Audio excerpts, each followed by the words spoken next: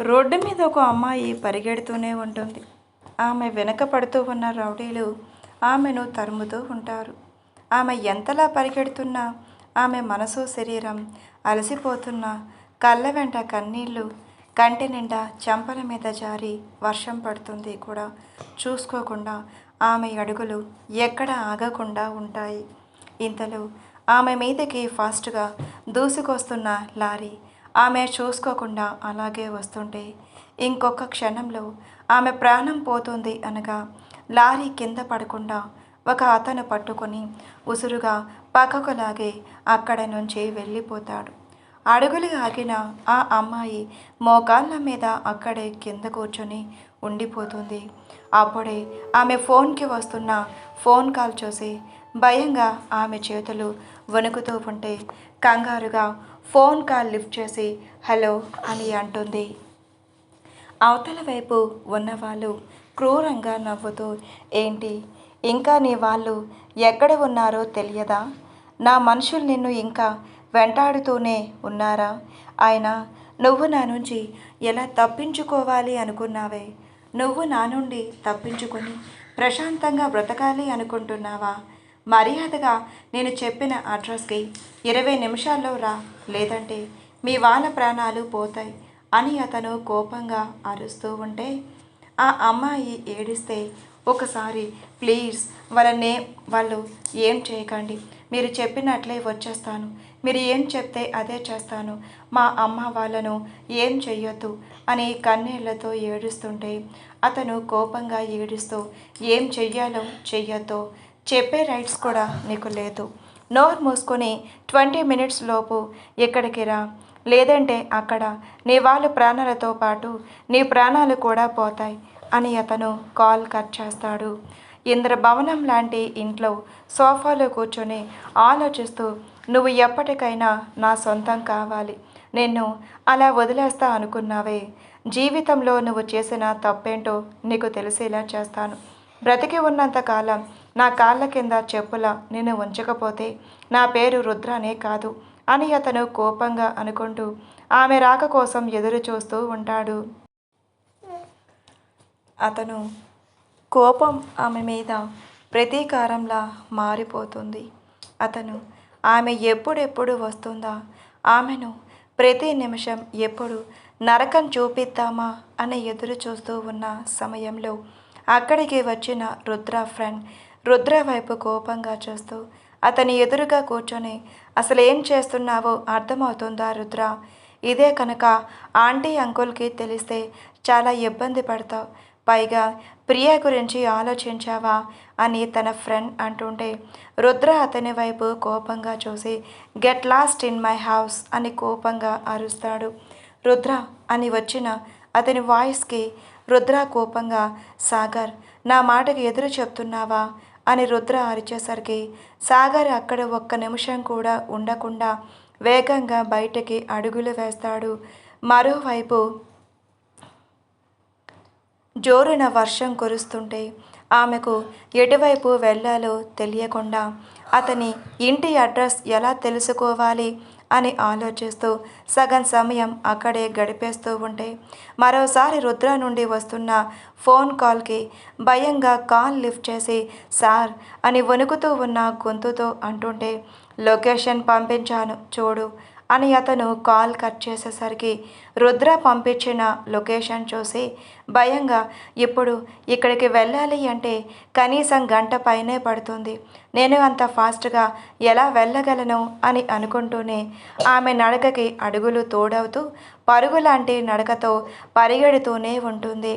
సుమారు గంటన్నర తర్వాత ఇంట్లోకి వచ్చి పరుగున ఆమె నిలబడలేక కాల్లో నిలబడి సత్తువలేక అలాగే కింద కుప్పకూలిపోయి రుద్ర కాళ్ళ దగ్గర కూర్చొని మీకు దండం పెడతాను, ప్లీజ్ మా అమ్మ నాన్నని వదిలేయండి, మీకు కంటికి కనిపించను, కావాలంటే మీ కాళ్ళు పట్టుకుంటాను అని ఆ అమ్మాయి రుద్ర కాళ్ళు పట్టుకోబోతున్న సమయంలో రుద్ర అక్కడి నుంచి లేచి పక్కకు వెళ్ళి ఆ అమ్మాయి వైపు కోపంగా చూస్తూ, చూడు సంజన, నువ్వు తప్పు చేసి ప్రతిసారి ఇలా సారీ చెప్తుంటే నేను క్షమించి వదిలేయటానికి నేనేం దేవుణ్ణి కాదు.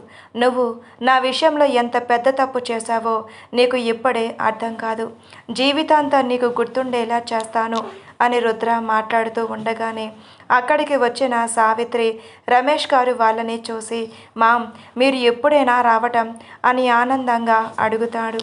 సావిత్రి గారు అక్కడే కింద కూర్చుని ఉన్న సంజన వైపు చూసి, రుద్ర, ఈ అమ్మాయి ఇక్కడ ఏం చేస్తుంది, అసలు ఈ అమ్మాయి ఎవరు అని ప్రశ్నిస్తుంటే రుద్ర ఆవిడికి ఏమాత్రం సమాధానం చెప్పకుండా, మామ్, మీరు ఇప్పుడే కదా వచ్చింది, వెళ్ళి ఫ్రెష్ అప్ అయి రండి, తర్వాత మాట్లాడుకుందాం అని రుద్ర అంటుంటే సంజన భయంగా, సార్ ప్లీజ్ మా అమ్మ నాన్నని నాకు అప్పగించండి, మీకు దూరంగా వెళ్ళిపోతాం అని మరోసారి మాట్లాడుతూ ఉంటే రుద్ర కోపంగా సంజన చెంప మీద బలంగా కొడతాడు.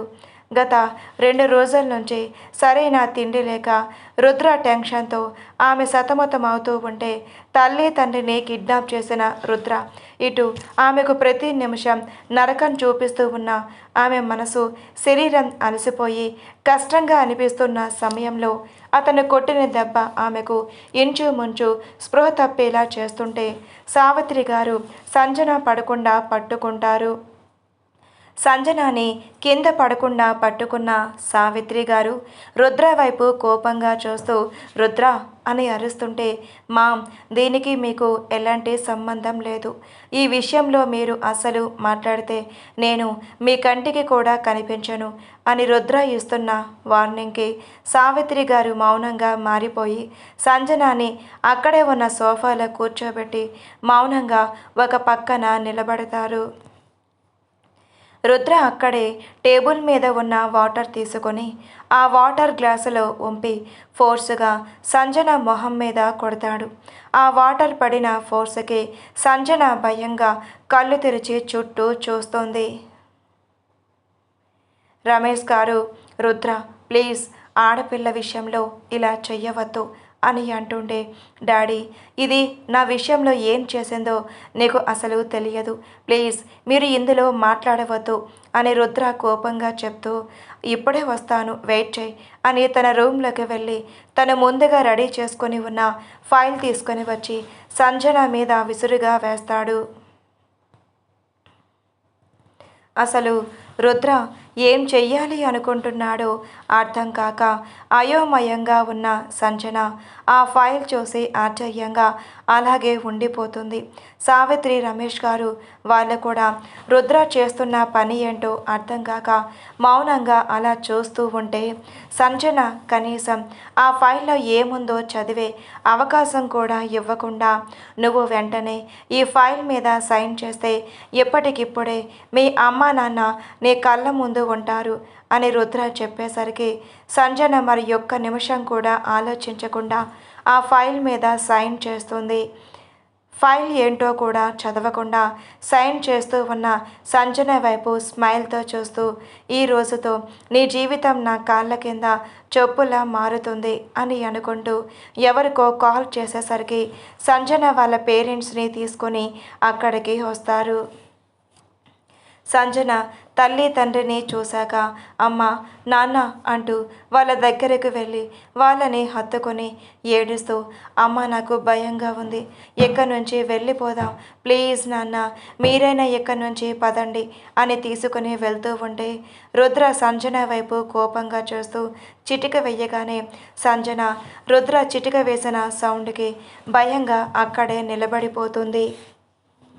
మహేంద్ర గారు రుద్ర వైపు చూస్తూ, బాబు, నువ్వు వయసులో చిన్నవాడివైనా నీకు 2 చేతులు జోడిస్తాను, నా బిడ్డని మమ్మల్ని వదిలే, తెలియక నీ విషయంలో ఏదో తప్పు చేసింది, దానికి మేము సర్ది చెప్పుకుంటాము, ఇంకొకసారి నీ కంటికి కనిపించము అని మాట్లాడుతూ ఉంటే రుద్ర ఆయన వైపు చూసి, చూడండి, ఇది నాకు నా భార్యకి సంబంధించిన విషయం, ఇందులో మీరు రావద్దు అని రుద్ర అంటున్న మాటలకి అక్కడ ఉన్న వాళ్ళందరూ ఆశ్చర్యంగా దూరంగా ఉండిపోతే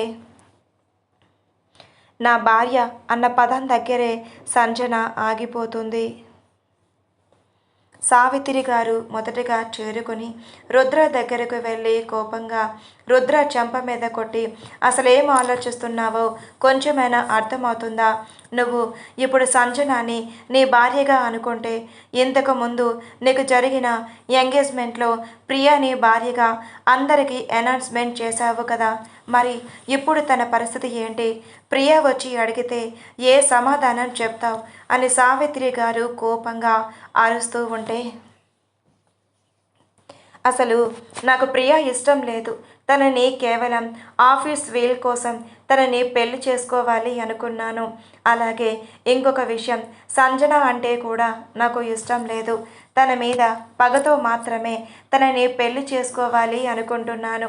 మరియు ఉద్దేశం నాకు ఏం లేదు అని రుద్ర అంటున్న మాటలకి అక్కడ ఉన్న వాళ్ళందరూ మౌనంగా మారిపోతే సంజన కన్నీళ్లతో తన 2 చేతులను జోడించి, సార్, మిమ్మల్ని ఆఫీస్లో అందరి ముందు కొట్టడం నేను చేసిన తప్పు ఒప్పుకుంటాను. మీ ఆఫీస్లో నుంచి రిజైన్ చేస్తాను. మీ కంటికి కూడా కనిపించను. ఇంతవరకు చేసిన శాలరీలో నాకు రూపాయి కూడా వద్దు. ప్లీజ్ నన్ను వదిలేయండి. మా అమ్మ నాన్నని తీసుకొని దూరంగా వెళ్ళిపోతాను అని కన్నీళ్లతో చెప్తుంటే రుద్ర కోపంగా సంజన వైపు చూస్తూ ఆమె జుట్టు పట్టుకొని మెడ వంచి, ఏంటే నా దగ్గరే నా నుండి తప్పించుకోవాలని ప్లాన్స్ వేస్తున్నావా? అంత ఈజీగా నిన్ను వదిలేస్తా అనుకుంటున్నావా? నువ్వు నా అహం మీద దెబ్బ కొట్టావు. అందరి ముందు నా పరువు పోయేలా చేశావు. అలాంటిది నేను ఎలా వదిలేస్తారు? జీవితాంతం ఎందుకు బ్రతికి ఉన్నానా అయినా అనేలా చేస్తానే అని రుద్ర ఆమె జుట్టు పట్టుకొని విసురుగా వదిలి అక్కడే సోఫాలో కూర్చొని వెళ్ళి కాఫీ తీసుకునిరా అని కోపంగా అరుస్తాడు. మహేంద్ర గారు భార్య అయిన సుమతి గారి చేతిని పట్టుకుని అక్కడి నుంచి అడుగు బయటకు పెడుతుంటే, నాన్న ప్లీజ్ నేను కూడా వచ్చేస్తాను అని అంటున్న సంజన మాటలకు మహేంద్ర గారు బాధగా, నిన్ను నాతో పాటు తీసుకువెళ్ళాలని ఉంది తల్లి, కానీ నేను తీసుకొని వెళ్ళి మళ్ళీ కష్టాలు పాలు చెయ్యాలి అనుకోవట్లేదు. పైగా అని రుద్ర వైపు చూస్తూ ఉన్న మహేంద్ర గారి చూపును చూసి, నాన్న ప్లీజ్, నాకు ఆయనతో ఎలాంటి సంబంధం లేదు. అసలు నేను ఆయన భార్యని ఎలా అవుతాను? ఆయన ఏమైనా నన్ను పెళ్లి చేసుకున్నారా? నా మెడలో తాళి కట్టారా? లేదు కదా. అలాంటప్పుడు నేను ఆయన భార్యని ఎలా అవుతాను? మీరు కూడా ఇలా నన్ను మధ్యలోనే వదిలేసి వెళ్ళిపోవాలి అనుకుంటున్నారా నాన్న అని సంజన బాధగా ఏడుస్తుంది. సంజన అలా ఏడుస్తుంటే ప్రాణంగా పెంచుకున్న కూతురు ఇలా కన్నీళ్ళు పెట్టడం వాళ్ళకి ఏమాత్రం నచ్చకపోవటంతో బాధగా రుద్ర వైపు చూస్తారు. రుద్ర చూపులు ఎలాంటి మార్పు లేకపోవటంతో సంజన చేతిని పట్టుకున్న మహేంద్ర గారిని చూసి కోపంగా సోఫాల నుంచి పైకి లేస్తున్న రుద్రాన్ని చూస్తూనే మహేంద్ర గారు ఆమె వైపు బాధగా చూస్తూ కూతురుని గుండెలకు హత్తుకొని, నన్ను క్షమించు తల్లి. నువ్వు ఇలాంటి పరిస్థితుల్లో ఉన్నప్పుడు ఏ తండ్రి కూడా ఇలా తన బిడ్డని వదిలేసి వెళ్ళడేమో. కసాయివాడిలా కనిపిస్తున్నా కదా, ఈ కసాయి తండ్రిని క్షమించమ్మా. మా జీవితాల కోసం నువ్వు ఎంతలా కష్టపడ్డావో మాకు తెలుసు. ఇప్పుడు మీ చెల్లెలి జీవితం కోసం నిన్ను ఇక్కడ వదిలేయక తప్పట్లేదు అని మహేంద్ర గారు అక్కడి నుంచి వెళ్ళబోతూ ఉంటే, నాన్న ప్లీజ్, అసలు ఆయన నన్ను పెళ్లి చేసుకోవటానికి సాక్ష్యం ఏముంది అని సంజన అంటుంది. రుద్ర కోపంగా అతని చేతిలో ఉన్న డాక్యుమెంట్స్ సంజన వైపు విసిరేసరికి సంజన ఆ డాక్యుమెంట్స్ వైపు చూడను కూడా చూడకుండా, కాగితాలు పెళ్ళిని నేను అస్సలు నమ్మను నాన్న. నా మెడలో 3 ముడులు వేస్తేనే ఆ భర్తగా నేను అనుకుంటాను. అలాంటిది ఇలా కాగితాల మీద సంతకాలు చేసినంత మాత్రాన ఆయన నా భర్త అయిపోరు. ఆయన ఇలా మిమ్మల్ని దాచిపెట్టి బెదిరించి నన్ను బ్లాక్మెయిల్ చేసి ఈ డాక్యుమెంట్స్ మీద సైన్ చేయించారు. ఇదంతా ఒక నాటకం అని నేను కోర్టులో నిరూపిస్తాను. చట్టపరంగా డైవర్స్ తీసుకుంటాను. పెళ్ళి కాకపోయినా అని సంజన మహేంద్ర గారితో మాట్లాడుతూ ఉన్న ప్రాసెస్లోనే రుద్ర అక్కడే ఉన్న పూజ గదిలోకి వెళ్ళి అమ్మవారి పాదాల దగ్గర ఉన్న తాలిబొట్టు తీసుకొని వచ్చి సంజన మెడలో 3 ముడులు వేసేస్తాడు. అదే టైంలో పెళ్లి షాపింగ్ కోసం రుద్రతో కలిసి వెళ్ళాలి అని ఇంటికి వచ్చిన ప్రియ సంజన మెడలో మంగళసూత్రాలు కడుతూ ఉన్న రుద్ర వైపు ఆశ్చర్యంగా చూస్తూ రుద్ర అని పెద్దగా అరుస్తుంది. ప్రియాని అక్కడ చూసిన రుద్ర సంజన మెడలో మంగళసూత్రాలు కట్టి ఆమె మెడలో కుంకుమ పెట్టాక, ఇప్పుడు వెళ్ళవే, ఎలా వెళ్తావో నేను చూస్తాను. ఇప్పుడు నీకు పెళ్ళి కాలేదా? నీ మెడలో మంగళసూత్రాలు లేవా? మరి ఇవి తెంచెయ్యాలా అని అతను కట్టిన తాలిబొట్టును అతను గుప్పెట్లో పెట్టుకొని బిగించేసరికి సంజన భయంగా తాలిబొట్టు మీద చెయ్యి వేసి రుద్ర వైపు దీనంగా చూస్తుంది. ప్రియ అక్కడికి వచ్చి, రుద్ర అసలు ఏం చేస్తున్నావు? ఇంకొక 3 రోజుల్లో మన పెళ్ళి, అలాంటిది ఇప్పుడు నువ్వు దీని మెడలో తాళి కట్టావు. అసలు ఇది ఆఫ్టర్ ఆల్ ఇంటి పని మనిషి కూడా పనికిరాదు అని ప్రియ అంటుంటే రుద్ర ప్రియ వైపు కోపంగా చూసి ఆమె చెంప మీద బలంగా కొడతాడు. రుద్ర ప్రియాని కొట్టిన ప్రియ అతని వైపు కోపంగా చూస్తూ, నువ్వు నన్ను కొట్టావు కదా, దీనికి నువ్వు ఖచ్చితంగా పే చేస్తావు. నీ జీవితాన్ని నా కాళ్ళ కింద పెట్టకపోతే చూడు అని ప్రియ అక్కడి నుంచి వెళ్తూ సంజన వైపు కోపంగా చూస్తుంది. మహేంద్ర గారు సుమతి గారిని తీసుకొని ఆ ఇంటి నుంచి అడుగు బయట పెడుతూ ఉంటే సంజన, నాన్న ప్లీజ్, అమ్మ నువ్వైనా చెప్పు నాన్నకి నన్ను వదిలేసి వెళ్ళొద్దని, నన్ను తీసుకొని వెళ్ళండి అమ్మ అని మోకాళ్ళ మీద కూర్చొని అడుగుతూ ఏడుస్తుంది కూతురు అంత బాధగా ఏడుస్తూ నడుస్తున్నా ఏమాత్రం పట్టించుకోకుండా అక్కడ నుంచి మనసు లేని రాయిల్లా వెళ్ళబోతుంటే ఇరువురికి బాధగా అనిపించి కన్నీళ్లతో ఆ ఇంటి నుంచి బయటికి అడుగులు వేస్తారు. అసలేం జరుగుతుందో అర్థం కాక రమేష్ గారి బుర్ర పేలిపోతూ ఉంటే సావిత్రి గారు భయంగా, ఇప్పుడు ప్రియ ఏం చేస్తుందో ఏమో అసలు అర్థం కావట్లేదండి. తను ఏమైనా చేస్తే మన ఫ్యామిలీ అంతా పరువు పోతుంది. రుద్ర చేస్తున్న తప్పు వాడికి అర్థం కావట్లేదు అని సావిత్రి గారు రమేష్ గారి పక్కన కూర్చొని అంటుంటే మోకాళ్ళ మీద కూర్చొని ఏడుస్తూ ఉన్న సంజన కోపంగా పైకి లేచి రుద్ర వైపు చూస్తూ, అసలు నేనేం చేశానండి? మీరు ఇంతలా నా జీవితాన్ని నాశనం చెయ్యటానికి? మీరంటే నాకు ఇష్టం లేదు, అయినా మీరు ఇలా బలవంతంగా నా మెడలో తాళి కట్టడం నాకు ఏమాత్రం నచ్చలేదు. నా జీవితాన్ని నాశనం చేసే హక్కు మీకు ఎవరిచ్చారు అని సంజన కోపంగా ప్రశ్నిస్తుంది. సంజన అంత కోపంగా అరుస్తూ ఉన్న ఆమె మాటలు ఏమాత్రం లెక్క చెయ్యకుండా అక్కడ నుంచి రూమ్లోకి వెళ్తున్న రుద్ర వైపు కోపంగా చూస్తూ, నేను ఇంట్లో ఉండను అని సంజన అడుగు బయట పెట్టబోతున్న సమయంలో రుద్ర మెట్ల మీద నుంచి, నువ్వు ఇంటి నుంచి బయట అడుగు పెట్టిన మరుక్షణం మీ అమ్మ నాన్న చావు నీ కళ్ళ ముందు ఉంటుంది అని బెదిరించి రూమ్లోకి వెళ్ళిపోతాడు. సంజనకి అసలేమీ అర్థం కాదు. తను ఏ తప్పు చేయలేదు. ఆఫీస్లో తన మీద రుద్ర మాట్లాడిన మాటలకు ఆమెకు కోపం వచ్చి అతని చెంప మీద కొట్టింది. అతని మీద వేరే పగ కూడా లేదు. కానీ అలాంటిది రుద్ర ఇప్పుడు తన జీవితాన్ని నాశనం చేస్తాను అంటుంటే ఆమెకు అసలు ఏం చెయ్యాలో అర్థం కావట్లేదు. ఇప్పుడు ఆమె ఏ స్టెప్ తీసుకున్నా ఆమె తల్లి తండ్రి కష్టంగా అనిపిస్తుంది.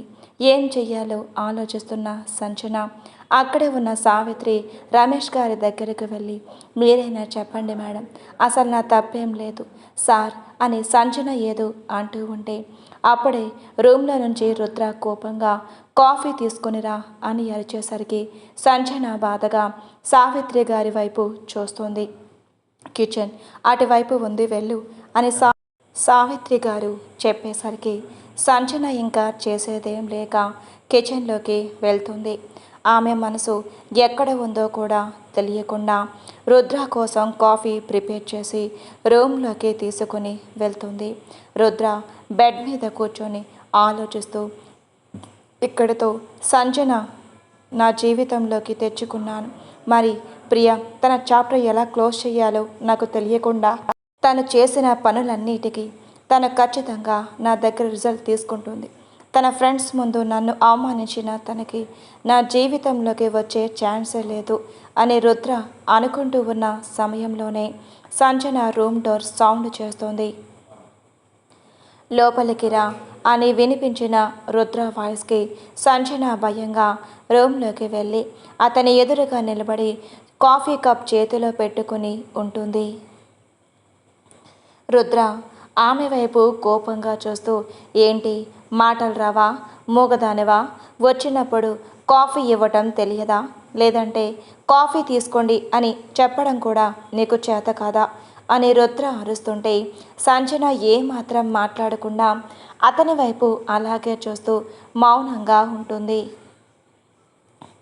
రుద్ర ఆమె చేతిలోని కాఫీ తీసుకొని ఒక సిప్ చేసి కాఫీ కదా నాకు వద్దు అని ఆలోచిస్తూ అసలు ఈ కాఫీ ఎలా ఉంది ఏంటి అని అనుకుంటూ స్పష్టంగా కాఫీ తాగుతుంటే సంజన అతని వైపు చూడకుండా ఏదో ఆలోచిస్తూ ఉంది.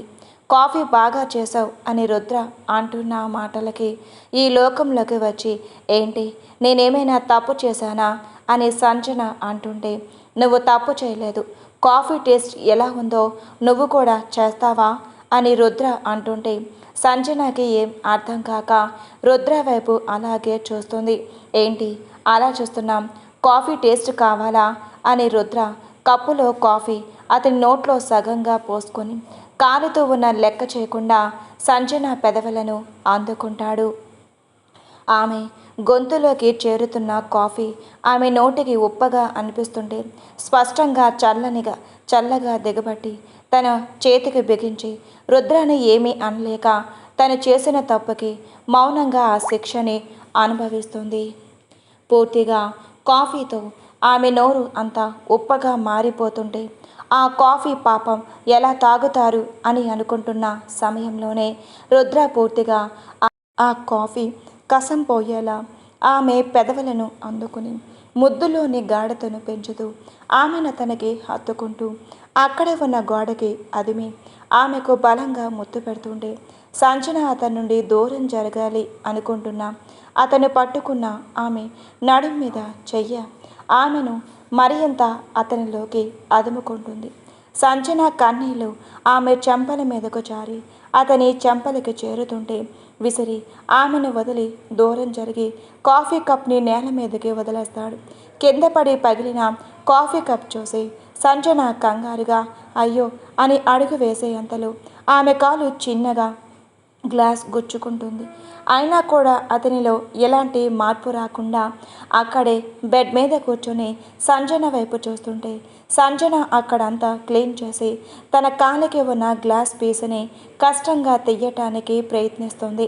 రుద్ర ఆమె దగ్గరకు వెళ్ళి సంజనాని ఎత్తుకొని ఆమెను అక్కడే ఉన్న సోఫా దగ్గరకు తీసుకొని వెళ్ళి కూర్చోబెట్టి ఆమె కాళ్ళ దగ్గర కూర్చొని ఆమె కాళ్ళకి గుచ్చుకొని ఉన్న గ్లాస్ పీసెస్ తీసి ఆమె కాళ్ళకి ఫస్ట్ ఎయిడ్ చేస్తాడు. ఇదంతా నిజమా కల అనుకుంటున్న సంజన ఆశ్చర్యంలో అలాగే ఉండగానే ఆమెకు కాళ్ళకి కట్టుకట్టి ఆమె వైపు కోపంగా చూస్తూ ఏంటి ఇక్కడ ఏ చిన్నదే తగిలించుకొని నువ్వు ఇక్కడ నేను ఇచ్చే పనిష్మెంట్ తప్పించుకోవాలి అనుకుంటున్నావా? నీకు అంత సీన్ లేదు, వెళ్ళి గార్డెన్ క్లీన్ చేయి అని రుద్ర ఆర్డర్ వేసేసరికి సంజన రుద్ర వైపు చూస్తూ సార్ ప్లీజ్ నన్ను వదిలేయండి, ఎప్పటికీ మించిపోయిందే లేదు, మీరు ప్రియా మేడంని పెళ్లి చేసుకోండి, ఈ బంధం నుంచి నేను దూరంగా వెళ్ళిపోతాను అని సంజన అంటుంటే రుద్ర కోపంగా ఆమె దగ్గరకు వెళ్ళి ఆమె పెదవులను అందుకుంటాడు. రుద్ర ఆమెతో అలా ప్రవర్తిస్తుంటే ఆమెకు ఏం మాట్లాడినా రుద్ర ఆమెతో ఇలాగే ప్రవర్తిస్తాడు అని ఆమె మనసుకు అనిపించటంతో మరో మాట రుద్రతో మాట్లాడకూడదు అని సంజన బలంగా నిర్ణయించుకుంటుంది. సంజన ఊపిరి భారంగా మారుతుంటే రుద్ర దూరంగా జరిగి చూడు, ఇంకొకసారి నువ్వు నా దగ్గర మాటలు మాట్లాడాలి అని చూస్తే నేనేం చేస్తానో కూడా నువ్వు ఊహించలేవు. సంజన, ఇదే నీకు ఇస్తున్న లాస్ట్ అండ్ ఫైనల్ వార్నింగ్. దూరంగా ఉండు. ఎంత దూరంగా ఉంటే నీకు అంత మంచిది అని నిద్ర ఆమె వైపు కోపంగా చూస్తూ ఆఫీస్ కాల్ రావడంతో కాల్ లిఫ్ట్ చేసి బాల్కనీలోకి వెళ్ళిపోయి కాల్ మాట్లాడుతాడు రుద్ర. మరొక క్షణంలో ప్రాణం పోతుంది అని అనుకున్న సంజన రుద్ర వదలటంతో ఇంకా అక్కడ ఉండకుండా ఫాస్ట్గా కిందకు వచ్చేసి గార్డెన్లోకి వెళ్తుంది. రుద్ర బాల్కనీలోకి వెళ్ళి కాల్ లిఫ్ట్ చేసి చెప్పు సాగర్ అని కోపంగా అరవటంతో అవతల వైపు ఉన్న సాగర్ కంగారుగా, రేయ్, ప్రియకు నిజం తెలిసిందా? అసలు ప్రియ ఏం చేసిందో తెలుసా? ఆఫీస్లో మనకు ఇచ్చిన ప్రాజెక్ట్స్ అన్నీ క్యాన్సిల్ చేశారు. పైగా మన కంపెనీలో ఉన్న షేర్స్ అన్నీ వాళ్ళు తీసేస్తున్నారు. చాలా వరకు మన కంపెనీలో లాసే కనిపిస్తుంది అని సాగర్ అంటూ ఉంటే రుద్ర సైడ్ స్మైల్తో, నువ్వంతగా టెన్షన్ పడకు, అనుకున్నదే కదా జరిగింది. నేను ఇది ముందే ఊహించాను.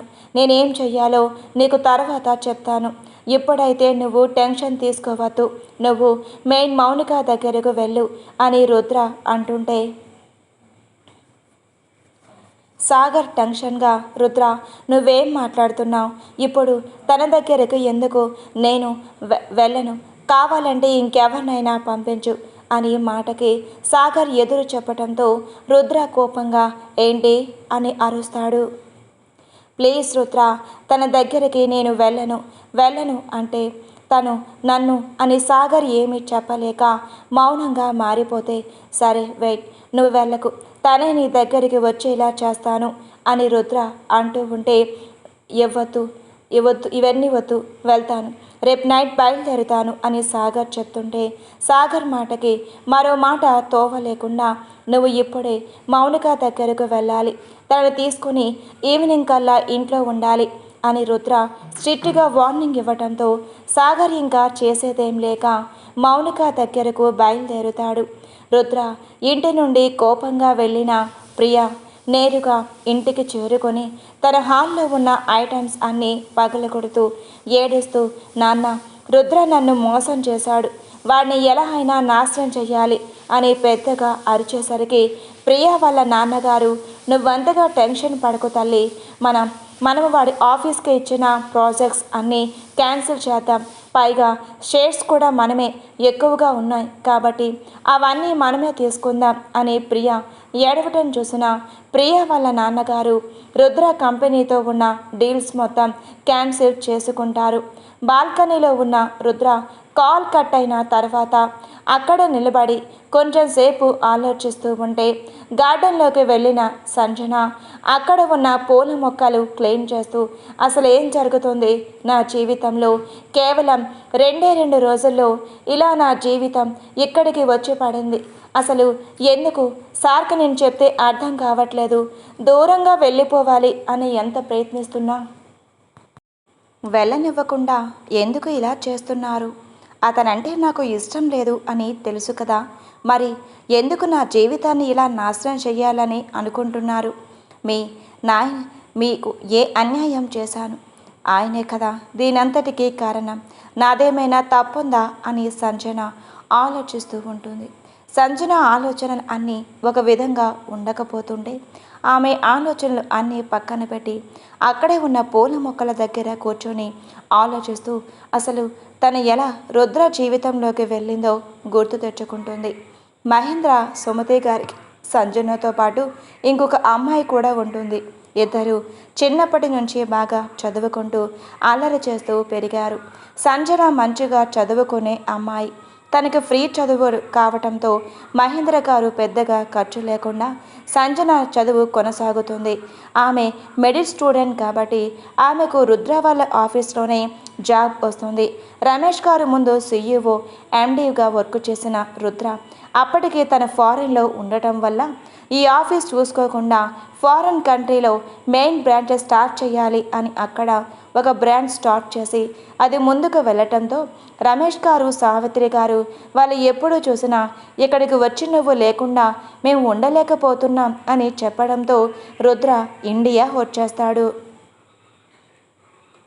ఎప్పటిలాగానే సంజన ఆఫీస్కి వెళ్తూ ఉంటుంది. సడన్గా తన స్కూటీ డ్రైవ్ చేస్తూ కుక్కపిల్ల అడ్డం రావటంతో సడన్ బ్రేక్ వేసి కింద పడిపోతుంది. అదే టైంలో కుక్కపిల్ల అక్కడి నుంచి తప్పించుకొని ఇంకో కార్ దగ్గరకు వెళ్ళబోతుంది. అప్పుడే సంజన ఆపండి అని పెద్దగా అరుస్తుంది. ఇంకొక క్షణంలో కుక్కపిల్ల మీదకు కారు వెళ్తుంది అన్న నిమిషంలో కారు బ్రేక్ వేసిన అతను కార్ దిగి సంజన వైపు చూస్తాడు. సంజన అక్కడ భయంగా ముడుచుకొని ఉన్న కుక్కపిల్ల దగ్గరకు వెళ్ళి తనని చేతిలోకి తీసుకొని నీకేం కాలేదు కదా బుజ్జి అని చూస్తూ అక్కడ ఎదురుగా ఉన్న అతని వైపు చూసి కోపంగా కళ్ళు నెత్తిన పెట్టుకొని నడుపుతున్నావా, కార్ నీకే ఉందని ఇలా పోజు కొడుతూ రోడ్డు మీదకు వచ్చేస్తావా కారు వేసుకొని అని కోపంగా అరుస్తుంది. సంజన మాటలకు అతనేం మాట్లాడుతున్నావు, పిచ్చి కానీ పట్టిందా నువ్వు, నీ పిచ్చి అది చస్తే చస్తుంది నీకేంటి అని రుద్ర అరిచేసరికి సంజన అతని వైపు కోపంగా చూస్తూ హౌ డేర్ యూ, ఏం మాట్లాడుతున్నావు నువ్వు, డబ్బుంది అని పొగరుతో ఇలా మాట్లాడుతున్నావా అని సంజన కోపంగా అరుస్తుంది. సంజన అలా అరుస్తుంటే రుద్రకి కోపం మరీ అంత పెరిగిపోతుంది. ఆమె రుద్ర వైపు చూసి వెళ్ళండెక్క నుంచి, డబ్బుందనే మతం కదా అని అనుకుంటూ కుక్కపిల్లని పక్కన ఉన్న పిల్లలకి ఇచ్చేసి స్కూటీ స్టార్ట్ చేస్తుంటే వెయిట్ అని రుద్ర పిలుస్తాడు. రుద్ర పిలిచేసరికి సంజన అతని వైపు కోపంగా చూస్తూ ఏంటి అని అరుస్తుంది. రుద్ర తన పాకెట్లో ఉన్న మనీ తీసి సంజన ఫేస్ మీద విసిరిగా కొట్టేసరికి సంజన కింద పడిన ఆ డబ్బుని తీసుకొని ఆమె పరిస్థితిలో ఉన్న డబ్బులు తీసి అక్కడే ఉన్న కుక్క పిల్లలకి దిష్టి తీసి రుద్ర చేతిలో పెడుతుంది. రుద్ర కోపంగా హౌ డేర్ యూ అని ఆ డబ్బు కట్టని నలిపేస్తూ సంజన వైపు చూస్తానే నీ పని నువ్వు మళ్ళీ నా కంట పడకపోవు, అప్పుడు చెప్తాను అని రుద్ర ఆఫీస్కి వెళ్ళిపోతాడు.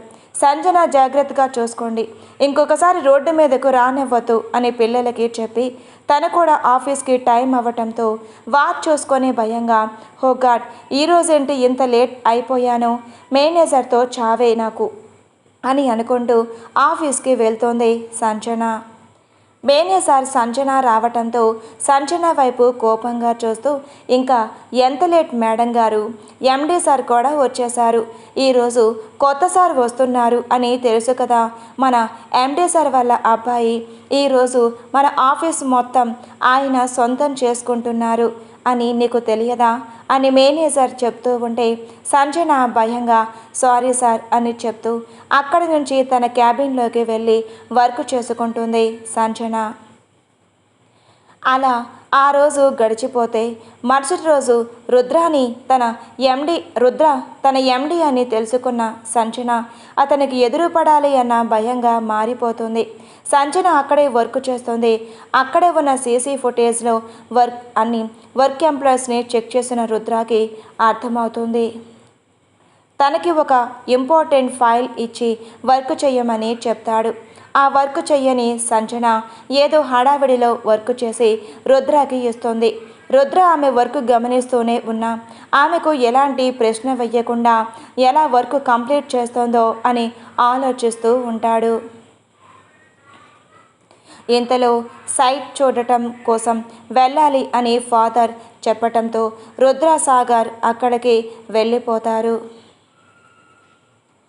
సైట్ చూసి వచ్చిన తర్వాత ఆ ప్రాజెక్ట్ ఫైల్ చూడకుండానే రుద్ర సబ్మిట్ చేయటంతో సంజన కూడా వర్క్ బాగా చేశాను అని అనుకొని మాట్లాడకుండా అలాగే ఉండిపోతుంది. కొన్ని రోజులు తర్వాత ప్రాజెక్ట్ ఫైల్ సరిగ్గా లేదు అని రుద్రకి తెలియటంతో సంజన దగ్గరకు వెళ్ళే అంతలో సంజన తన ఫ్రెండ్ మాట్లాడుతూ కనిపిస్తుంది ఫ్రెండ్తో. ఆఫీస్ టైంలో వర్క్ చేయకుండా ఉన్న సంజనని చూసి కోపంగా తన దగ్గరకు వెళ్ళి రుద్ర సంజన వైపు చూస్తూ అసలేం చేస్తున్నావో కొంచెమైనా అర్థమవుతుందా నీకు కంపెనీ జీతం ఇచ్చి వర్క్ చేయమని చెప్తుంటే నువ్వు ఇలా సొల్లు కబుర్లు వేసుకుంటూ వర్క్ చేయకుండా నీ ఇష్టానుసారం నువ్వు ప్రవర్తిస్తావా, అసలు కొంచెమైనా బొత్తుందా నీకు లక్షలు జీతాలు ఇస్తుంది ఎందుకు, ఇలా మీరు ఇక్కడికి వచ్చి ఏ వర్క్ చేయకుండా మాట్లాడుకోవటానికా అని రుద్ర అరుస్తాడు. రుద్ర అలా అరుస్తూ ఉంటే సంజనకి ఏమీ అర్థం కాక అయోమయంగా అలాగే చూస్తూ ఉంది. రుద్ర కోపంగా సంజన చేతిని పట్టుకొని విసురుగా తన మీదకి లాక్కుంటూ, ఏంటే అలా చూస్తున్నావు? మీ తప్పేంటో నీకు తెలియట్లేదా? జీతం ఇస్తుంది నేను నీకు ఇల్లు అనుకుంటున్నావా? లేదంటే మీ ఫిష్ మార్కెట్ అనుకుంటున్నావా? లేదంటే నా ఆఫీస్ అనుకుంటున్నావా? నీకు నచ్చినట్లు నువ్వు ఉండటానికి నీ వల్ల నాకు ఎంత లాస్ వస్తుందో తెలుసా అని రుద్ర అంటుంటే సంజన రుద్ర వైపు అలాగే చూస్తూ, సార్ ప్లీజ్ వదలండి, అందరూ అలాగే చూస్తున్నారు, అందరూ ఇలా మన వైపు చూడటం నాకు నచ్చట్లేదు, ప్లీజ్ వదలండి, నేను ఏదో తప్పు చేసిన దానిలా కనిపిస్తున్నాను అని సంజన ఏడుస్తూ ఉన్న రుద్ర సంజన మాటల్లో ఏమాత్రం పట్టించుకోకుండా ఆమె చేతి మీద మరి ఎంతగా పట్టు పెంచేసరికి సంజన కళ్ళ వెంట కన్నీళ్లు వస్తాయి. ఆమె కన్నీళ్లను చూసిన రుద్ర సంజనాన్ని ఉసిరిగా దూరంగా తోసి, చూడు, ప్రతి ఒక్కసారి వదిలేస్తున్నాను కదా అని నీకు నచ్చినట్లుగా ఉండాలి అని చూడకు, ఇది నా ఆఫీస్, నాకు నచ్చినట్లుగా మాత్రమే ఉండాలి, కాదు అని ఇక్కడ తోక జాడించాలి అని చూస్తే నన్నేం చేస్తానో కూడా నువ్వు ఊహించలేవు అని రుద్ర అక్కడి నుంచి కోపంగా తన క్యాబిన్లోకి వెళ్ళిపోతాడు. రుద్ర వెళ్ళిపోయిన తర్వాత సాగర్ సంజన దగ్గరకు వచ్చి, సంజన నీకేం కాలేదు కదా, అది ఏంటంటే నువ్వు ఫైల్ వర్క్ సరిగ్గా చేయలేదు, అందుకే మన ఆఫీస్కి కోట్లలో నష్టం వచ్చింది, పైగా ఇక్కడికి వచ్చేసరికి నువ్వు తనతో మాట్లాడుతూ ఉన్నావు కదా, అందుకే వాడికి కోపం వచ్చింది, నీ మీద కోపంతో కాదులే అని సాగర్ ఏదో చెప్తూ ఉన్నా సంజన మనసు మాత్రం కోట్ల రూపాయలు నష్టం వచ్చింది అన్న దగ్గరే ఆగిపోయింది. సంజన తన కన్నీళ్లను తుడుచుకొని రుద్ర ఉన్న క్యాబిన్ దగ్గరకు వెళ్తుంది. సంజన రావటం చూసి పీసీ ఆఫ్ చేసి ఆమె వైపు చూడటంతో సంజన కన్నీళ్లను తుడుచుకొని, నన్ను క్షమించండి సార్, నేను కావాలని తప్పు చెయ్యలేదు, నాకు నిజంగా ఆ వర్క్ తెలియదు, మీకు ముందే తెలిసి ఉంటే చెప్పవలసిందే కదా, నేను అర్థం చేసుకునేదాన్ని, కానీ మీరు కూడా చెప్పలేదు, నీకు ఆ వర్క్ గురించి ముందే తెలిసి ఉంటే మీరు నాతో ముందే చెప్పవలసిందే సార్, మీరు కూడా నాకు చెప్పలేదు కదా, నాకు ఏమీ తెలియదు, అందుకే ఇలా మిస్టేక్ జరిగింది, నా వల్ల మీకు కోట్లలో నష్టం వచ్చింది, నన్ను క్షమించండి సార్ అని సంజన అంటుంది. అక్కడ 2 times రిపీట్ అయ్యింది, గుర్తుపెట్టుకోండి. రుద్ర ఆమె దగ్గరకు వెళ్ళి ఆమె చెంపలు వత్తి పట్టుకుని ఆమె వైపు అలాగే చూస్తూ చాపమూతిలా వచ్చిన ఆమెను అలాగే చూస్తూ, ఏంటి ఎక్కడికి వచ్చి నన్ను మ్యానిపులేట్ చేయాలి అనుకుంటున్నావా, మర్యాదగా ఇక్కడి నుంచి వెళ్ళిపో అని రుద్ర అంటున్నా ఆమెను అసలు వదలకుండా ఆమె చెంపలు పట్టుకున్న చేతిని అలాగే ఉంచి మరో చేతితో ఆమె నడుమును పట్టుకుంటాడు రుద్ర. సారీ చెప్పటానికి వచ్చిన సంజనతో అలా ప్రవర్తిస్తున్న రుద్ర తీరు ఆమెకు ఆశ్చర్యంగా అనిపిస్తుంటే అయోమయంగా, సార్ ప్లీజ్ వదిలేయండి, నేను కావాలని చెయ్యలేదు, మీకు ఎందుకు అర్థం కావట్లేదు అని సంజన బాధగా కన్నీళ్లతో అంటుంది.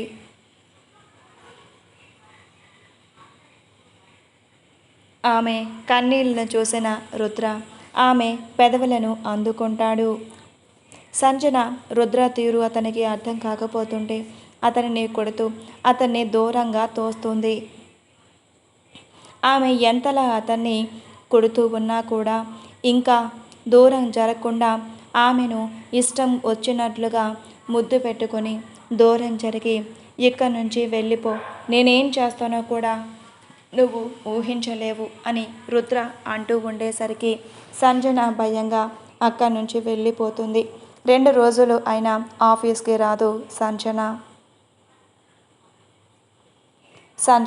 ఎందుకు ఆఫీస్కి రాలేదు సాగర్ ద్వారా తెలుసుకున్న రుద్ర, నువ్వు వచ్చినప్పుడే మీ అంతు తేలుస్తాను అని అనుకుంటూ సంజన రాక కోసం ఎదురు చూస్తూ ఉంటాడు. 2 రోజులు తర్వాత ఆఫీస్కి వచ్చిన సంజనకి తన తోటి ఎంప్లాయీస్ వచ్చి, హాయ్ సంజన, ఏమయ్యింది, ఎందుకు ఆఫీస్కి రాలేదు అని అడగటంతో సంజన అలాంటిదేం లేదు, ఇంట్లో కొంచెం వర్క్ ఉంది, పైగా హెల్త్ కూడా బాగాలేదు, అందుకే ఆఫీస్కి రాలేదు. మీరు వెళ్ళి మీ వర్క్ చేసుకోండి, సారు చూస్తే మళ్ళీ కోపం వస్తుంది అని సంజన అక్కడి నుంచి వెళ్ళబోతుంటే, అది కాదు సంజన, నీతో నేను మాట్లాడాలి ప్లీజ్, ఒకసారి నేను చెప్పేది విను అంటూ ఉండగానే రుద్ర తన పీసీలో సంజన రావటం చూసి ఆమె దగ్గరికి వచ్చి అతనితో మాట్లాడటం ఇష్టం లేక కోపంగా సంజన వైపు చూస్తూ ఆమె నడుం మీద చెయ్యి వేసి దగ్గరకు లాక్కునేసరికి ఆఫీస్లో స్టాఫ్ అందరూ చూస్తుంటే సంజనకి కోపంగా అనిపించి రుద్రాని దూరం జరిపి విసురుగా అతని చెంప మీద లాగిపెట్టి కొడుతుంది.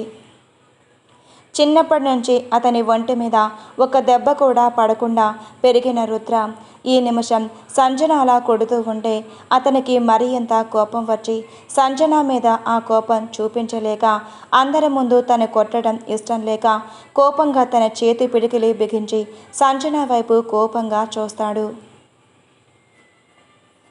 సంజన రుద్ర వైపు అలాగే చూస్తూ అక్కడి నుంచి వెళ్ళిపోతుంది.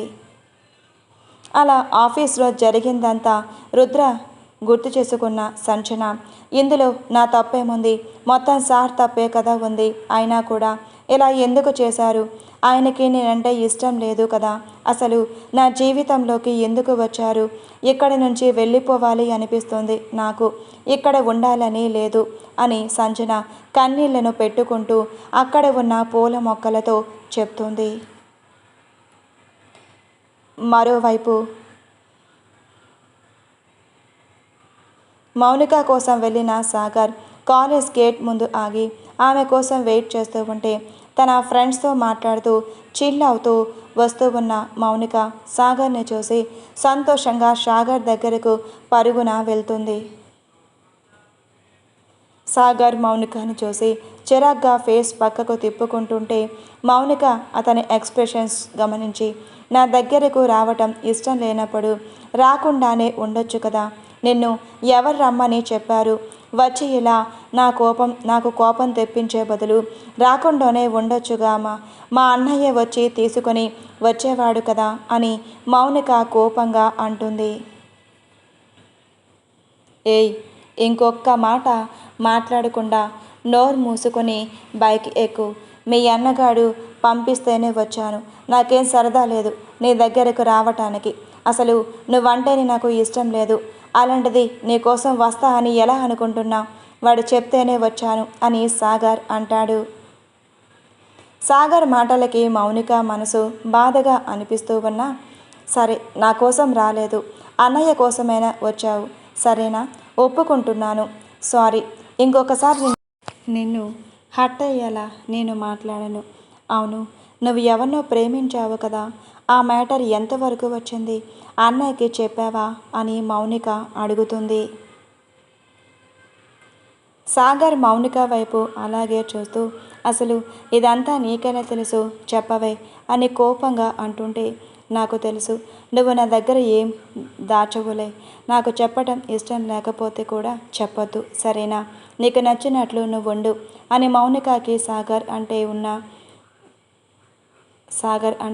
ఉన్న ప్రాణం ఇచ్చి ఇష్టంతో అతను ఏం చేసినా కూడా సంతోషంగా అన్నిటినీ యాక్సెప్ట్ చేస్తుంది. అతను వేరే అమ్మాయిని లవ్ చేస్తూ మౌనికని దూరం పెడుతున్నాడు అని తెలిసినా కూడా అతను ఎక్కడ ఉన్నా హ్యాపీగా ఉండాలి అనుకునే మైండ్ సెట్ ఉన్న మౌనిక అతని మాటలకు ఎప్పుడు ఎదురు చెప్పకుండా అతను కోపంగా ఉన్నా కూడా మౌనంగా అతన్ని ప్రేమిస్తుంది. సాగర్ మౌనిక వైపు అసహనంగా చూస్తూ, ఇంకా మీ మాటలు సోది ఆపితే బయలుదేరుదాం, మీ అన్నగాడు వెయిట్ చేస్తూ ఉంటాడు అని రుద్ర మీద ఉన్న కోపం మౌనిక మీద చూపిస్తూ ఆమెను తిడుతూ ఉన్నా కూడా అతని కోపంలో కూడా ఆమె మీద ప్రేమనే వెతుక్కుంటూ ఉన్న మౌనిక మౌనంగా అతని వెనకాలే కూర్చుంటుంది. కొంత దూరం వెళ్ళాక సాగర్కి ఫోన్ రావటంతో కాల్ లిఫ్ట్ చేసి నవ్వుతూ మాట్లాడుతూ ఉంటే మౌనిక అతని నవ్వు చూసి మైమరిచిపోతూ ఉంటుంది. అంతలో సాగర్ కాల్ మాట్లాడుతుంది. ఎవరు అర్థం చేసుకున్న మౌనిక ఆమె పెదవుల మీద ఉన్న నవ్వు మాయమైపోతుంది. సాగర్ గురించి మౌనికకి ప్రతి విషయం తెలుసు, కానీ ఎందుకు అన్నయ్యతో చెప్పట్లేదు అర్థం కాదు. సాగర్కి వేరే అమ్మాయి అంటే ఇష్టం ఉంది. పోనీ నేను ప్రేమిస్తున్నానని సాగర్కి అయినా తెలుసా? లేదంటే చిన్నప్పటి నుంచి చూస్తున్నాడు కదా అని ఫ్రెండ్ బావగా మాత్రమే ఉందా? కానీ నాకు సాగర్ అంటే ప్రాణం. ఆమె విషయం అన్నయ్యకి కూడా తెలుసు, కానీ వీడికి అర్థం కావట్లేదు అని మౌనిక మనసులో బాధగా అనుకుంటూ ఉన్న సమయంలోనే సాగర్ కాల్ మాట్లాడుతూ చూసుకోకుండా స్పీడ్ బ్రేకర్ అడ్డం రావటంతో సడన్గా బ్రేక్ వేస్తాడు. ఏదో ఆలోచనలో ఉన్న మౌనిక సాగర్ అడల సడన్ బ్రేక్ వేయటంతో సాగర్కి సడన్గా తగులుతుంది. సాగర్ ఆ మాత్రానికే కోపంగా, ఏయ్ ఎందుకు ఇలా టార్చర్లా తగిలావు? నాకు కొంచెం డిస్టెన్స్ మెయింటైన్ చెయ్యలేవా? ఆయన తగలకుండా కొంచెం సేపు కూడా ఉండలేవా? ఎందుకిలా పిచ్చి పట్టిస్తున్నావు నాకు అని సాగర్ కోపంగా అరుస్తుంటే, సారీ అంటే చూసుకోలేదు, స్పీడ్ బ్రేకర్స్ అడ్డం రావటంతో బైక్ పట్టుకోవటం మర్చిపోయాను ఏదో ఆలోచిస్తూ అని తడబాటుగా ఏదేదో సమాధానం చెప్తుంటే, సాగర్ తప్పు నాదే కదా, అనవసరంగా దీన్ని తిట్టానా? ఆయన పర్వాలేదులే అని అనుకుంటూ మరోసారి బైక్ స్టార్ట్ చేస్తాడు సాగర్. సాయంత్రానికి సాగర్ మౌనిక ఇంటికి చేరుకోవటంతో రుద్ర హాల్లో కూర్చొని కనిపిస్తాడు. సాగర్ బాబు, ఇదిగో మీ చెల్లి తీసుకొని వచ్చాను, ఇంకా నేను వెళ్తున్నా, నాకు అర్జెంటు వర్క్ ఉంది, నేను వెళ్ళాలి అని చెప్తూ అక్కడి నుంచి వెళ్ళబోతూ ఉంటే, సాగర్ వెయిట్ అని రుద్ర పిలిచేసరికి సాగర్ అసహనంగా ఫేస్ పెట్టి, ఏంట్రా మళ్ళీ నాకు వర్క్ ఉంది, అర్జెంటుగా వెళ్ళాలి అని సాగర్ అంటుంటే, నీ వర్క్ ఏంటో నాకు తెలుసు, నేను చెప్పేది విని అప్పుడు వెళ్ళాలి అనుకుంటే వెళ్ళు అని రుద్ర అంటాడు.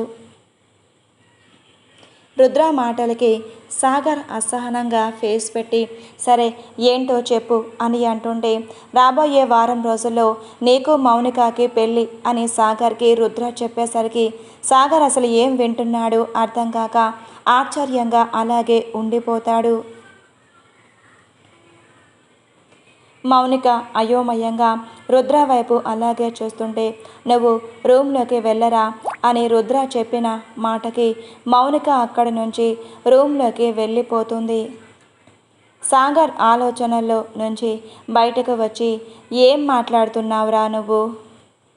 నేను దాన్ని పెళ్లి చేసుకోవటం ఏంటి అని అంటూ తడబడుతూ, సారీ మౌనికని పెళ్లి చేసుకోవటం ఏంటి అని రుద్ర చూస్తూ ఉన్న కోపపు చూపులకి అతని మాటలు మార్చేస్తూ, నాకు మౌనిక అంటే ఇష్టం లేదురా, నేను వేరే అమ్మాయిని అని సాగర్ చెప్పబోతూ ఉంటే రుద్ర సాగర్ వైపు కోపంగా చూస్తాడు.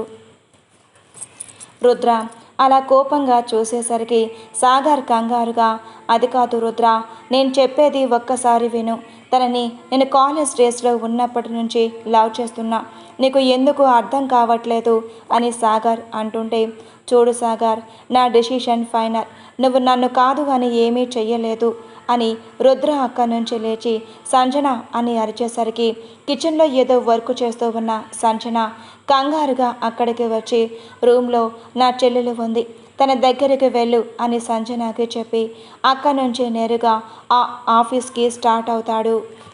సాగర్ ఆఫీస్కి వెళ్ళాలి అని లేక అసలు తన ఆలోచనలు ఏమీ అర్థం కాక బైక్ స్టార్ట్ చేసుకుని ఎవరూ లేని లోన్లీ ప్లేస్కి వెళ్తాడు.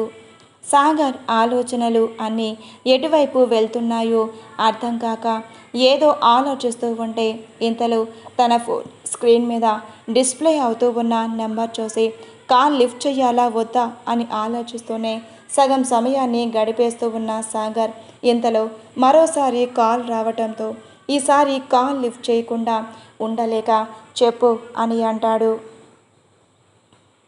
ఏమయ్యింది? ఎన్నిసార్లు కాల్ చేస్తున్నా లిఫ్ట్ చేయట్లేదు, ఎందుకు నన్ను అవాయిడ్ చేస్తున్నావా? నీతో మాట్లాడకుండా నేను ఉండలేను అని తెలిసి నన్ను ఇంతలా టార్చర్ చేస్తున్నావా? ఎందుకురా లవ్ అని నా వెంటపడి ఇప్పుడు ఇలా నన్ను అవాయిడ్ చేస్తున్నావు అని అవతల వినిపిస్తూ ఉన్న మాటలకి సాగర్ కష్టంగా నవ్వుతూ, ఏ పిచ్చి, నీకేమైనా బ్రెయిన్ పని చెయ్యట్లేదా? నేను నీకు మళ్ళీ కాల్ చేస్తాను, ఆఫీస్లో వర్క్లో ఉన్నా, రుద్రతో బిజీగా ఉన్నాను, మళ్ళీ చేస్తాను అని సాగర్ ఏం మాట్లాడాలో అర్థం కాక కాల్ కట్ చేసి పిచ్చి పడుతూ ఉన్న తన బ్రెయిన్కి తన జుట్టు మొత్తం జరుపుకొని అసలు ఏం చెయ్యాలి ఇప్పుడు, నేను మౌనికాని ఇష్టపడట్లేదు, తనని ప్రేమించట్లేదు, నాకు వేరే అమ్మాయి అంటే ఇష్టం, అయినా కూడా రుద్రకి ఎందుకు అర్థం కావట్లేదు అని అనుకుంటూ సాగర్ అసహనంగా మారిపోతాడు. సాగర్ ఎక్కడ ఉన్నాడో రుద్రకి తెలియటంతో అతనికి దూరంగానే కారు పార్కు చేసి అతని పరిస్థితిని గమనిస్తూనే నేను ఏం చేశానో ముందు ముందు నీకే తెలుస్తుంది సాగర్. నువ్వు నా చెల్లిని ప్రాణంగా ప్రేమించకపోయినా పర్వాలేదు, నా చెల్లి నిన్ను ప్రేమిస్తుంది, దాని సంతోషమే నాకు కావాలి. చిన్నప్పటి నుంచి అదేం కోరినా నేను కాదు అనకుండా ఇచ్చాను, ఇప్పుడు కూడా అది నిన్ను అడగట్లేదు, కానీ నువ్వు దానితో ఉంటే అది సంతోషపడుతుంది, దాని సంతోషం కోసమైనా నేనేమైనా చేస్తాను అని సాగర్ వైపు బాధగా చూస్తూనే అక్కడ నుంచి కార్ స్టార్ట్ చేసుకుని ఇంటికి వెళ్ళిపోతాడు. ఇంటికి వెళ్ళిపోయిన రుద్ర హాల్లో ఎవరూ కనిపించకపోవటంతో నేరుగా బెడ్రూమ్లోకి వెళ్తాడు. బెడ్ పక్కనే కింద మోకాళ్ళ మీద కూర్చొని ఆలోచిస్తూ అలాగే మోకాళ్ళలో తలపెట్టుకొని నిద్రపోతూ ఉన్న సంజన వైపు కొన్ని నిమిషాలు చూసి ఆమెను కదిలించటం ఇష్టం లేకపోయినా ఆమె అలా ప్రశాంతంగా ఉండటం ఇష్టం లేని రుద్ర ఆమె దగ్గరకు అడుగులు వేసుకుంటూ వెళ్తాడు. తన దగ్గరికి వస్తూ ఉన్న అడుగులు చప్పుళ్ళు చూసి సంజన భయంగా కళ్ళు తెరిచి రుద్ర వైపు చూస్తుంది. అంతా నిద్రలో కూడా రుద్ర ఆమె దగ్గరకు రావటం ఆమెకు భయంగా అనిపిస్తూ ఉంటే అతను ఎంతలా ఆమెను భయపెట్టాడో అర్థమై అతని పెదవులు పక్కకి సాగుతాయి. రుద్రాని చూసి భయంగా పైకి లేచి సంజన ఒక పక్కన నిలబడి ఏమైనా కావాలా సార్ అని అడుగుతుంది. అవును కావాలి, ఏం కావాలంటే అది ఇస్తావా అని రుద్ర అంటూ ఉంటే సంజనకు అసలు రుద్ర ఏం మాట్లాడుతున్నాడో అర్థం కాక అయోమయంగా అతని వైపు చూస్తూ సార్ మీరేం మాట్లాడుతున్నారు, నేను భోజనం తీసుకొని రానా అని రుద్ర వైపు చూడకుండా సంజన వెళ్ళబోతుంటే ఆటోమేటిక్గా రిమోట్ డోర్ క్లోజ్ చేసిన రుద్ర సంజన వెళ్లకుండా ఆమె చేతిని పట్టుకొని ఆమెను ఎత్తుకొని బెడ్ మీదకు చేరుస్తాడు. సంజన రుద్ర అలా చేస్తూ ఉంటే భయంగా సార్ ప్లీజ్ వదిలేయండి, మీరు ఇలా చెయ్యవద్దు, నాకు భయంగా అనిపిస్తుంది అని ఆమె అంటున్నా కూడా ఆమె మాటలు ఏమాత్రం వినపడకుండా ఆమె పెదవులను అందుకుంటాడు. ఆమెను అతని చేతుల్లో బంధిస్తూ కొన్ని నిమిషాలు తర్వాత ఆమె పెదవుల వేడి ఆమె నుదుటి మీద ముద్దు పెట్టి ఎందుకే నా ప్రాణం తీస్తున్నావు అని మనసులో అనుకుంటూ ఆమె వైపు అలాగే చూస్తాడు. అప్పటికే కన్నీళ్లతో ఎర్రగా మారిపోయిన సంజన ఫేస్ చూసి ఆమె చెంపల మీద ముద్దులు ఇస్తూ ఆమె కళ్ళ మీద అతని పెదవులతో ముద్దు ఇచ్చి కన్నీళ్లు అతని చేతులతో తుడిచి నువ్వు ఇలా ఏడిస్తే నాకు నిన్ను ఇంకా ఏడిపించాలని అనిపిస్తుంది, సో నువ్వు నా ముందు ఏడవద్దు అని రుద్ర చెప్తాడు. అతను ప్రవర్తిస్తున్న తీరుకి ఆమెకు నరకం కనిపిస్తుంది. ఎందుకు ఆమెకు ఇంతలా నరకం చూపిస్తున్నాడో అసలు ఆమెకి అర్థం కావట్లేదు. రుద్ర ఆమెను ఎందుకు ఇంతలా బాధ పెడుతున్నాడు అర్థం కాక ప్రతి నిమిషం నరకంగా అనిపిస్తుంటే కష్టంగా ఆమె బాధను అణుచుకుంటూ సార్ ప్లీజ్ నన్ను వదిలేయండి, మీకు దూరంగా వెళ్ళిపోతాను అని సంజన అంటుంటే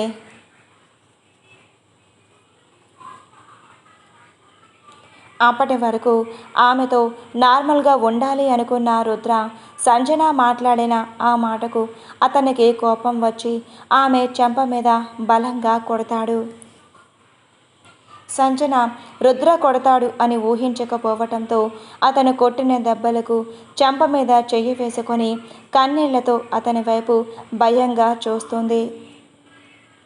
ఆమె అతని నుంచి వెళ్ళిపోతాను అనే మాట అతనికి ఎంత నరకం చూపిస్తుందో ఆమెకు అర్థం కాక అతన్ని మరింత బాధ పెడుతుంటే ఇప్పుడు ఆమెను ఎలా అయినా సరే తన సొంతం చేసుకుంటే అతని నుంచి దూరంగా వెళ్ళిపోవాలి అనే ఆలోచన ఆమె దరిచేరదు అని పెదవులను అందుకొని ఆమె నుండి బయటకు వేరు చేసి ఆమె మెడ మీద అతని పెదవులతో ముద్దు పెడుతూ ఆమె నుండి వస్త్రాలు వేరు చేసి ఆమెను తన సొంతం చేసుకుంటాడు రుద్ర. మొదటిసారి అతను ఇస్తూ ఉన్న బాధకి ఇరువురికి తొలిసారి కావటంతో అతను కోపంలో ఉన్న ఆమెకు అతను అలా చెయ్యటం మరింత భయంగా అనిపిస్తుంటే తొలి కలయికలో తెయ్యతనం ఇద్దరికీ తెలియక ఒకరు కోపంతో మరొకరు భయంతో జరుగుతూ ఉన్న ఆ కలయికకి ఆమె మనసు ఎంత నరకం అనుభవిస్తుందో అతనికి అర్థం కాకపోతుంటే ఆమె అతని నుండి దూరంగా వెళ్ళటం అతనికి ఇష్టం లేక ఆమెను నరకం చూపిస్తూ ఆమె సొంతం చేసుకుంటూ ఎప్పటికో తెల్లవారుజామున ఆమెను వదిలేస్తాడు రుద్ర. అసలు రుద్ర ప్రవర్తిస్తున్న తీరుకి సంజనకి ఏం చెయ్యాలో అర్థం కాక ప్రాణం తీసుకోవాలా లేదంటే తన తల్లి తండ్రి కోసం బ్రతికున్నంత కాలం ఈ నరకం అనుభవించాలా అని ఆలోచనలు ఆమెకు శరీరం అంతా వణుకు పుట్టేలా చేస్తుంటే పైకి లేచి వాష్రూమ్లోకి ఫ్రెష్ అప్ అయి తన కోసం అంటూ ముందుగానే రుద్ర డ్రెస్సెస్ తెప్పించి ఉండటంతో అవి తీసుకుని వేసుకుంటూ అసలు ఏం చెయ్యాలి, ఎందుకు నా జీవితం ఎలా అయిపోతుంది అని ఆలోచిస్తూనే అక్కడ టేబుల్ మీద ఉన్న ఫ్రూట్స్ బౌల్ దగ్గర చాక్ కనిపిస్తుంది. సంజన మరి ఒక్క నిమిషం కూడా ఆలోచించకుండా ఆ ఫ్రూట్స్ బౌల్ దగ్గరకు వెళ్ళి తన హ్యాండ్ కట్ చేసుకుంటుంది ఆ చాక్తో. మరోవైపు సాగర్ మౌనిక మీద కోపంతో పబ్కి వెళ్ళి ఫుల్గా తాగుతూ అసలు నువ్వంటే నాకు చిన్నప్పటి నుంచి ఇష్టం లేదు, కేవలం రుద్ర నా ఫ్రెండ్ కావటంతో నేను నీతో మాట్లాడాను, నీతో ఫ్రెండ్లీగా ఉన్నాను, కానీ అలాంటిదే నువ్వంటే ఇష్టం లేని నిన్ను నా జీవితంలోకి రుద్ర తీసుకుని రావాలి అనుకుంటే ఎలా యాక్సెప్ట్ చేస్తా అనుకున్న మౌనిక, ఒకవేళ నువ్వు నా జీవితంలోకి వస్తే నీకు నరకం అంటే ఏంటో చూపిస్తాను అని ఫుల్గా తాగేసి తన బాడీ కూడా తన కంట్రోల్లో లేకుండా ఉండేసరికి అయినా కూడా అది ఏమాత్రం లెక్క చేయకుండా రుద్ర మీద కోపం మౌనిక మీద అంతా పెరిగిపోయి తనే స్వయంగా బైక్ డ్రైవ్ చేసుకుంటూ ఎదురుగా వస్తూ ఉన్న వెహికల్ని చూసుకోకుండా నేరుగా వెళ్ళి దానికి బలంగా గుద్దుకుంటాడు. Please like and subscribe for more videos. తర్వాత ఏం జరుగుతుందో నెక్స్ట్ పార్ట్లో చూద్దాం. Thank you.